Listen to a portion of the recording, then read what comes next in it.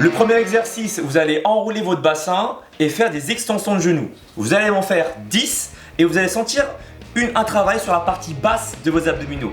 Pensez bien à inspirer lorsque vous ramenez les genoux vers vous et à souffler lorsque vous tendez les jambes. D'accord ?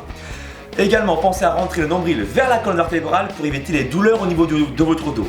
Une option pour faciliter le mouvement, sur votre gauche, comme vous le voyez, vous posez les talons légèrement vers le sol avec les genoux légèrement fléchis pour faciliter le mouvement. Ça, c'est le premier exercice. Le deuxième exercice que je vous propose, c'est un exercice de ciseaux. Vous allez croiser les jambes, d'accord, l'une par-dessus l'autre et descendre les jambes, puis remonter en tout 5 fois pour avoir également une sensation de travail sur la partie basse de vos abdominaux. Pensez à inspirer et souffler régulièrement.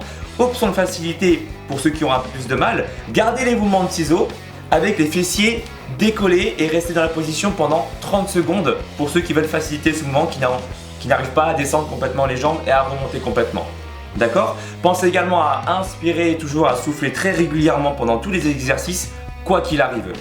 Le troisième exercice que je vous propose, c'est simplement ici de descendre les jambes et de remonter. Pensez bien lors de la descente à contrôler le geste, d'accord ? Comme si vous reteniez une charge très lourde, vous retenez en serrant le ventre au maximum. Pensez bien à inspirer lorsque vous descendez et à souffler lors de la montée 10 fois pareil. Le quatrième exercice que je vous propose, c'est des rotations de hanches, un peu comme si votre bassin était un volant de voiture et j'effectue 10 rotations d'un sens puis dans l'autre. D'accord ? Pensez bien également à inspirer et souffler pour travailler sur vos obliques. Le quatrième exercice, vous allez faire un mouvement de crunch, donc enrouler le bassin plus le fait de décoller vos épaules du sol pour travailler sur la partie haute et basse de vos abdominaux. Pensez à souffler lors de la montée, à inspirer lors de la descente.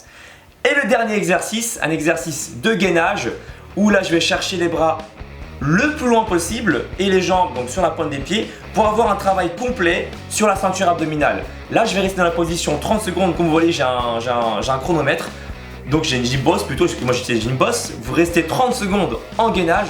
Si vous avez du mal, regardez à gauche de la vidéo, j'ai les poignets alignés donc avec mes épaules pour faciliter le gainage, pour pas que ce soit non plus trop dur.